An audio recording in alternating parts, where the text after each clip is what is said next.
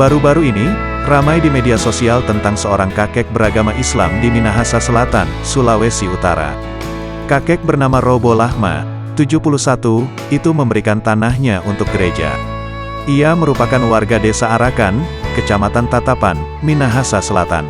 Kisah kakek itu diunggah oleh seorang pendeta di Jemaat Gereja Masehi Injil Minahasa, GMIM, Efrata Rep bernama Welly Pudihang di akun Facebook miliknya. Dalam unggahan tersebut terlihat ada beberapa foto. Di antaranya Robi Lahma saat memberikan surat tanah kepada pendeta Welly Pudihang disaksikan Wakil Bupati Minahasa Petra Rembang dan pendeta serta jemaat di gereja tersebut. Selain itu, terlihat juga foto surat yang dihibahkan ditandatangani Robo Lahma dan beberapa saksi. Postingan tersebut mendapat respons positif oleh publik. Wakil Bupati Minahasa Selatan, Petra Rembang membenarkan unggahan hibah tanah tersebut. Petra mengatakan, ia salah satu yang menyaksikan penyerahan surat tanah itu.